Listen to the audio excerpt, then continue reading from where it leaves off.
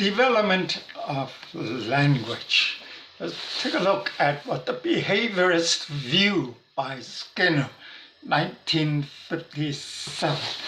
And he suggested that children learn the spoken language by repeating reinforced sounds and also by imitating the sounds they hear. All right? So that is what basically through his theory of stimulus response and reinforcement. But there's a problem pointed out by Chomsky, okay, which was very hard for Skinner to explain away. So what is it? So take a look at what some grammatical mistakes made by what? Made by the young child. Say, look, Mom, deer's run. Well, this type of error is not supposed to be reinforced. It seems that what children have grasped somewhat grammatical rules and no one has taught them. Well, you know, when you learn your mother tongue, you don't talk about what grammar, right? You just pick it up.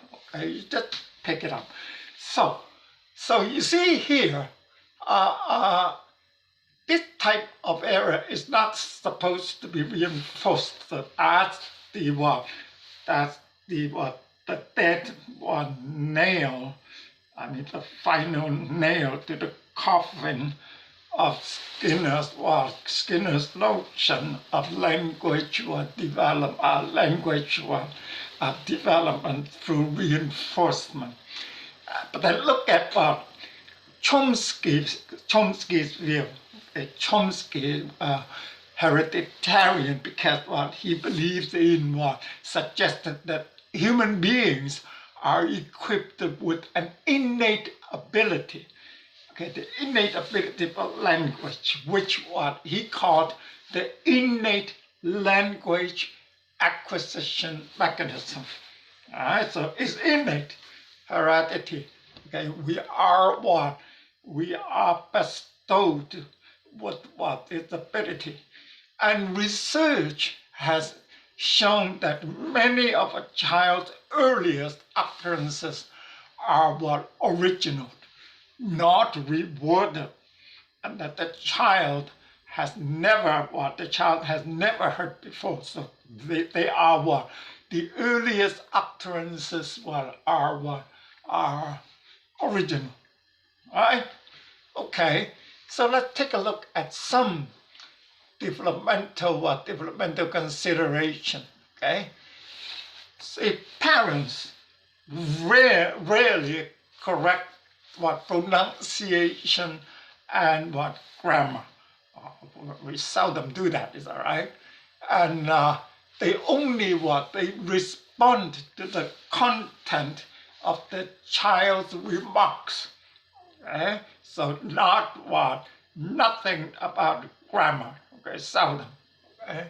Now, here, before the child begins talking, adults use long, complicated sentences because that's the way how we talk, is that right? But as soon as the first utterance occurs, adults' language becomes simplified.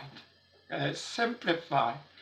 As the child progresses, adults' use of language tends to stay just a bit more advanced than the child's current level of development. That is to say, the child is here, and the parents will use a little bit more complicated, just a little bit ahead of the child's current development. And in doing that here, the parents or the language community they are encouraging new understanding. You see, this is Hunt's notion of gradual mismatching. What is it here? Here, the child's level is here, and what you mismatch by a little bit what at a higher level than the child's current level, mismatching. As the child what catches up, you move up a little bit. Child catches up, you move up a little bit. Get that type of thing, okay? This is called what? Hunt's notion of gradual mismatching. So that is to say here, providing what? A shifting environment, right? Stimulus variety, all right? And later on, you will also see that this is what? Piaget's counterpart in Russia. That's Vygotsky's notion of scaffolding. The notion of scaffolding means what? Providing support during interaction. During interaction, providing support as scaffolding. So you see here, the biological urging plus what? The notion of trying to make sense of the environment around the child, and plus what? Like they're actively trying to make sense of the world, plus creativity and thinking. Of course, there are rewards and reinforcement, okay, from the parent. The child what? Picked up what? A language just like that. Okay? Now, reward and reinforcement here is that what? Oh, hi, you say this, okay, oh, very good, here is your cookie, that type of thing, okay, that type of thing. So this notion of innate what? Language acquisition mechanism, it is very true, is that right? If you take a look at it here, it is what? It is so true, right? It is so true. Now, and Skinner, since 1972, Skinner has stopped mentioning language acquisition because of this, okay? All right, so he was just silently admitted defeat. Okay? He couldn't do that, okay? Because Chomsky wrote a book on this, okay? All right, so let's take a look at what stages of language development. So let's take a look at it here, okay? First, from birth to 1 year, okay, the child, the baby, communicates through crying,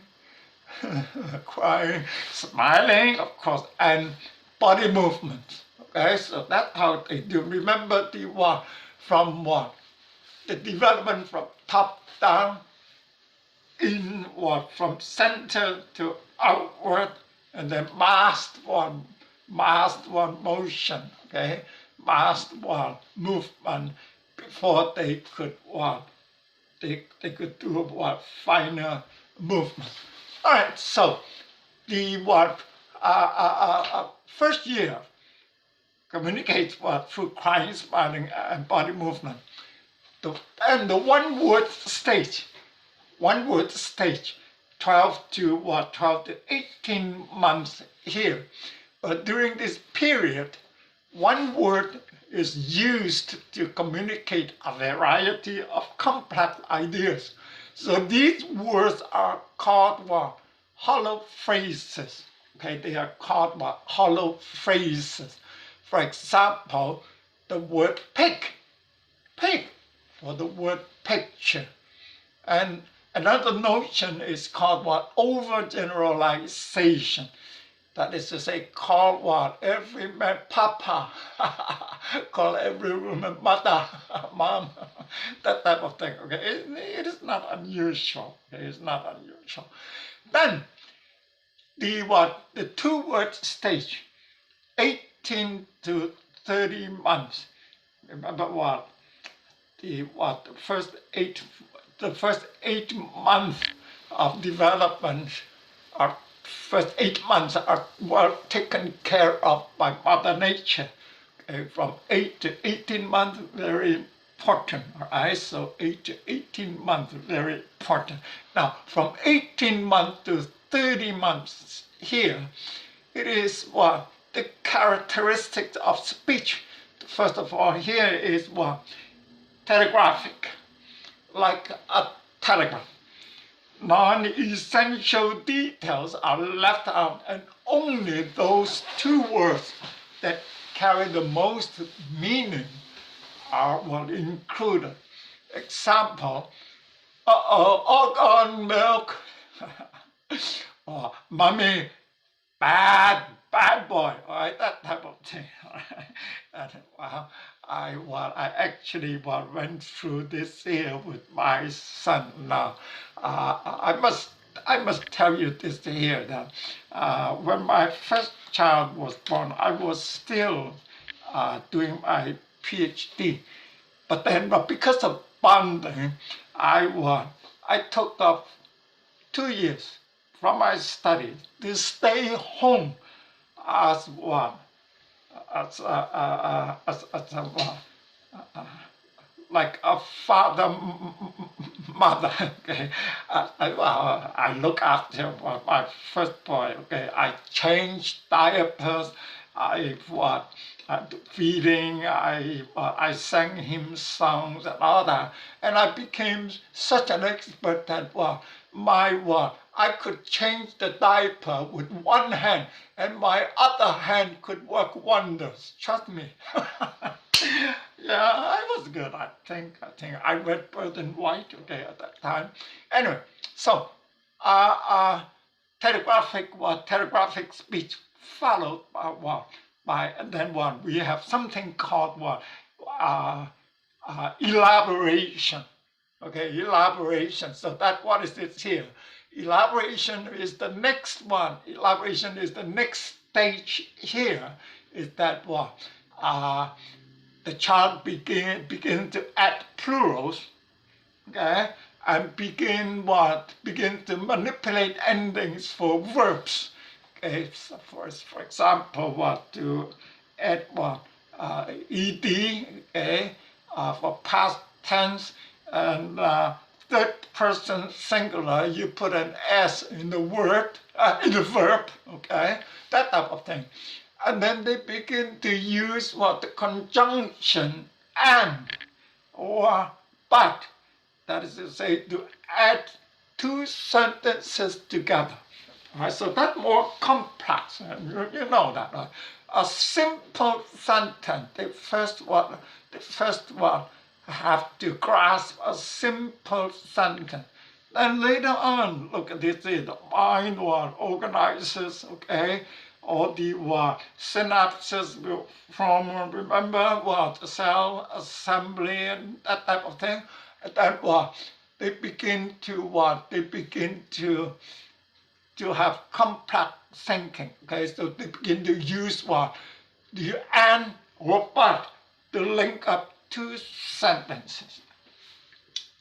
And then over-regularization, okay, that is to say, applying a learned rule to all situations, including inappropriate ones.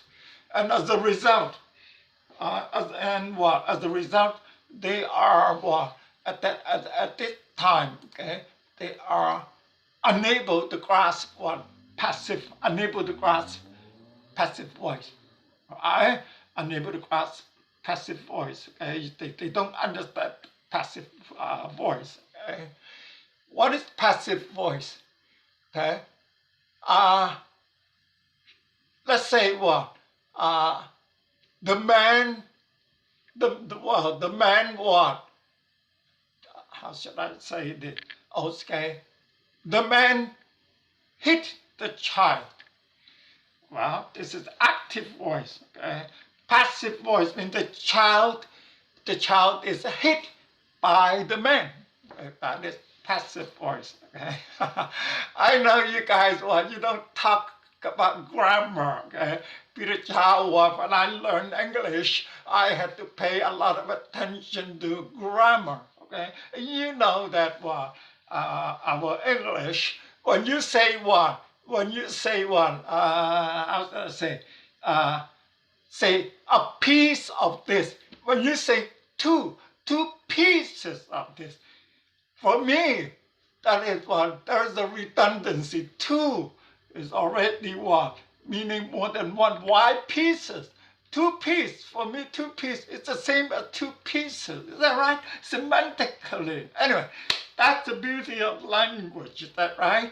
Now, of course, here, learning a foreign language after the age of 5 or after when you become an adult. I learned English when I came to Canada at the age of 19. Okay, it's difficult. It's very difficult. You try it.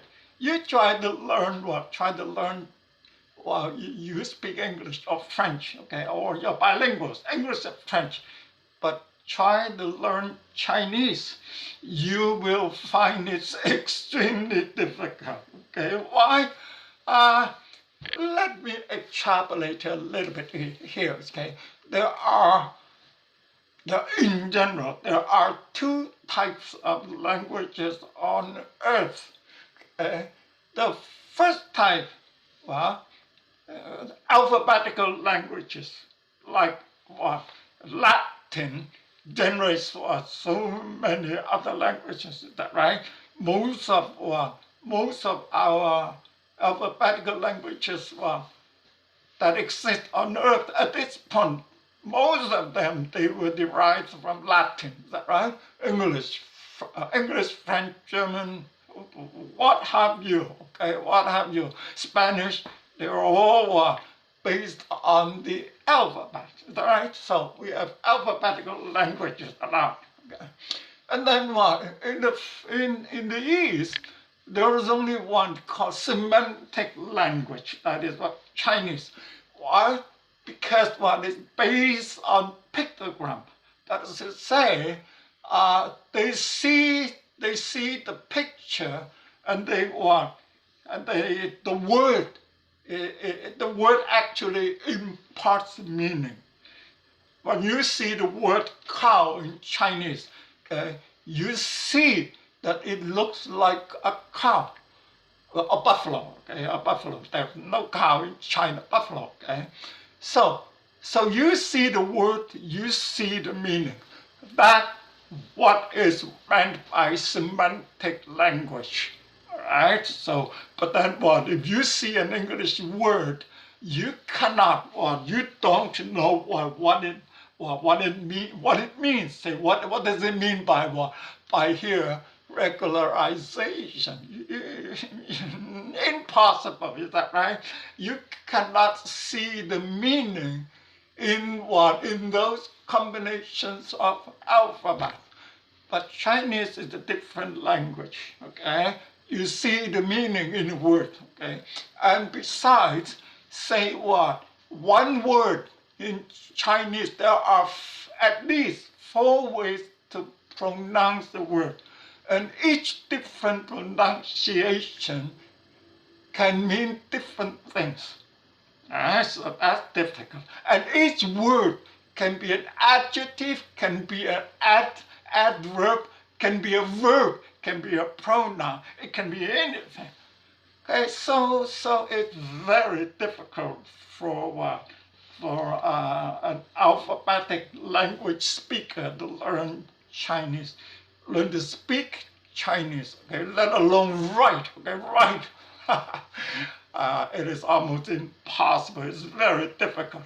Of course, there are Chinese scholars in university. I met one when I was doing my PhD. I met another professor, an old professor, older than Peter Town. No, Peter is old.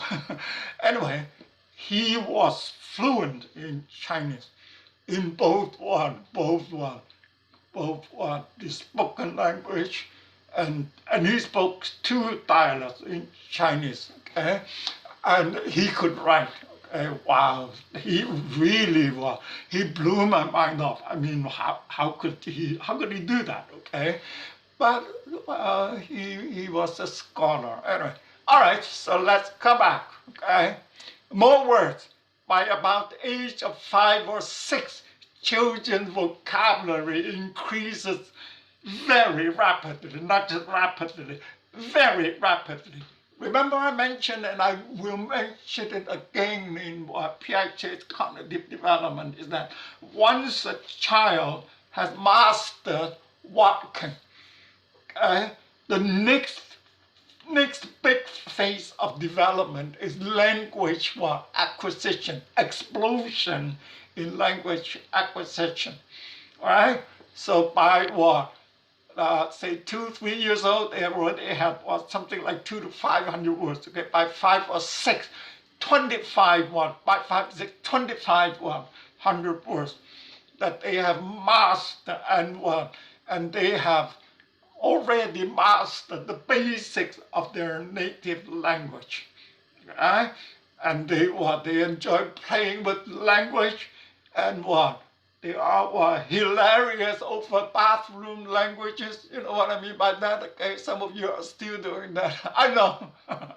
admit. Anyway, by age 9 to 11, most children have a vocabulary of about 5,000 words. See the rapid development of language, all right? So take a look at this diagram, okay? Take a look at this diagram.